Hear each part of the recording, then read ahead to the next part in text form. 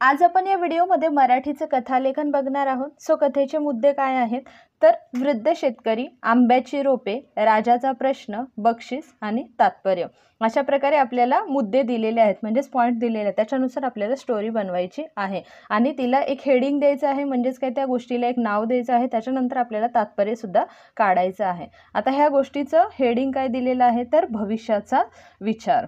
आता आटपाट नगर होतं किंवा आटपाट नावाचं एक नगर होतं, अशा प्रकारे तुम्ही स्टार्टिंग करू शकता। पहिल्यांदा पॅराग्राफ केलेला आहे। तिथे राजा अरविंद सिंग राज्य करीत होता। त्या राजाचं नाव सांगितलेलं आहे, तो राजा राज्य करीत होता। राजा अरविंद सिंग हा अत्यंत प्रेमळ, दूरदृष्टीचा व प्रजाहितदक्ष असा राजा होता। म्हणजे तो कसा राजा होता तर अत्यंत प्रेमळ, म्हणजे खूप म्हणजे प्रेम करणारा, राग न करणारा, दूरदृष्टीचा म्हणजे खूप लांबचा विचार करणारा आणि प्रजाहितदक्ष म्हणजे प्रजेची काळजी घेणारा असा तो राजा होता। तो लोकांची हालहवाल पाहण्यासाठी रात्री बेरात्री वेश बदलून राज्यात फिरत असे आणि त्याला प्रजेची खूप काळजी होती, त्यामुळे तो रात्री बेरात्री कधी पण म्हणजे त्याचा जो कॉस्ट्यूम आहे राजाचा काढून ठेवायचा आणि वेगवेगळे वेश म्हणजे वेगवेगळे ड्रेसिंग करून तो फिरायला जायचा त्याच्या राज्यामध्ये, की कोण कसं वागतंय, कोण कसं राहतंय असं हे पाहण्यासाठी। त्याच्या राज्यात सगळी जनता अत्यंत सुखी होती आणि त्याच्या राज्यात जी होती म्हणजे जे लोक राहत होते ते अत्यंत सुखी होते। सेकंड पॅराग्राफ करून लिहायचं आहे। एकदा राजा राज्यात फेरफटका मारत असताना एका शेतात पोचला आणि तो जो राजा आहे तो त्याच्या राज्यामध्ये फिरत असताना ना तो एकदा एका शेतामध्ये पोचला। तेथे एक म्हातारा माणूस व्यक्ती आपल्या थरथरत्या हाताने खड्डे खणून त्यात आंब्याची रोपे लावत होता आणि त्यावेळेस त्याने काय बघितलं राजाने तर एक म्हातारा व्यक्ती आहे, म्हणजे एक आजोबा आहे ज्यांचे हात सुद्धा खूप थरथरत आहेत, म्हणजे ते कुठलंच काम पण करू शकत नाहीत, पण तरी पण ते त्यांच्या थरथरत्या हाताने खड्डे खणतायत आणि त्याच्यामध्ये आंब्याची रोपं म्हणजे आंब्याची छोटी छोटी झाडं लावायला लागलेत। ज्या वयात त्यांनी देवाचे नामस्मरण करावे, आराम करावा, त्या वयात हे कष्टाचे काम करताना पाहून राजाला फार आश्चर्य वाटले।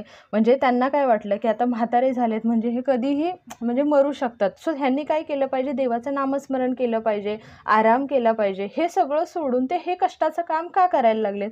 म्हणून राजाला खूप नवल वाटलं, आश्चर्य वाटलं। राजा घोड्यावरून खाली उतरला आणि त्या वृद्ध माणसाजवळ जाऊन म्हणाला, मग राजा काय करतो त्याच्या घोड्यावरनं खाली उतरतो आणि त्या माणसाजवळ, वृद्ध माणसाजवळ म्हणजे ते जे आजोबा आहेत, जे म्हातारे माणूस आहेत त्यांच्याजवळ जाऊन विचारतो, आजोबा तुम्ही या वयात आराम करायचं सोडून इतका वेळ शेतात काय करीत आहात। मग तो त्या राजा त्या म्हाताऱ्या माणसांना विचारतो की आजोबा तुम्हाला तर ह्या वयात आराम करायला पाहिजे, मग तुम्ही एवढा वेळ शेतात का काम करायला लागला आहात। तर तो म्हातारा जो वृद्ध व्यक्ती आहे तो काय म्हणतो, महाराज मी या मातीत आंब्याची झाडे लावत आहे। मग ते आजोबा सांगतात की महाराजा मी ह्या मातीमध्ये आंब्याची झाडं लावायला लागलोय। तो म्हातारा माणूस म्हणाला। त्यावर राजा गालातल्या गालात हसला, म्हणजे राजा हळूच हसला आणि म्हणाला, अहो पण आजोबा आता आंब्याची झाडं लावून काय उपयोग। मग तो बोलतो की अहो आजोबा काय फायदा आहे आता तुम्हाला ही आंब्याची झाडं लावून, या झाडाचे आंबे तुम्हाला खायला मिळतील का, म्हणजे हे थोडी आंबे तुम्हाला खायला मिळणार, ही झाडं मोठी होईपर्यंत तुम्ही तर म्हणजे स्वर्गात पोचलेले असाल, असं राजा विचार करतो।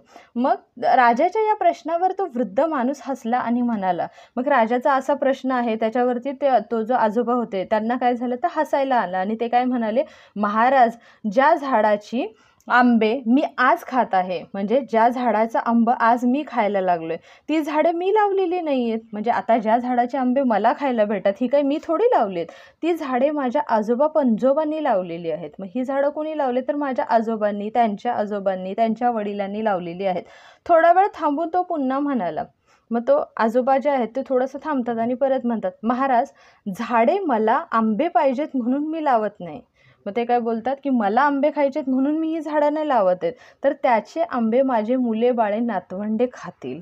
मग ते काय म्हणतात की ही काय माझ्यासाठी मी लावत नाही आहे, तर ही कोणासाठी लावते, माझ्या मुलांसाठी, माझ्या नातवंडांसाठी, त्यांच्या मुलाबाळा खातील म्हणून मी ही झाडे लावत आहे। त्याच्यानंतर एंडिंग करायची आहे। हे ऐकून राजाला खूप आनंद झाला। मग राजाला खूप आनंद झाला, त्याने ताबडतोब कमरेला खोचलेली सोन्याच्या मोहरांची किंवा नाण्यांची थैली काढली आणि त्या म्हाताऱ्या माणसाला बक्षीस म्हणून दिली। मग राजाला हे ऐकून खूप आनंद होतो आणि राजा त्याच्या कमरेला जी नाण्यांची किंवा पहिले कसे कॉईन्स वगैरे असायचे जे सोन्याचे होते त्याचे कॉईन्सची जी थैली आहे, जी पोटली आहे ती त्या आजोबांना गिफ्ट म्हणून देऊन टाकतात। सो याच्यातून तात्पर्य काय मिळतं, तर माणसाने नेहमी भविष्याचा विचार करून वर्तमान काळात वाटचाल करावी. म्हणजे आत्ता हे मला भेटेल, नाही भेटेल ह्याचा विचार करण्यापेक्षा भविष्यामध्ये माझ्यानंतर ह्याचा कोणाला तरी फायदा होईल ह्या हेतूने आपण काम केलं पाहिजे. आय होप तुम्हाला ही स्टोरी आवडली असेल. जर आवडली असेल तर चॅनेलला नक्की लाईक आणि सबस्क्राईब करा. थँक्यू.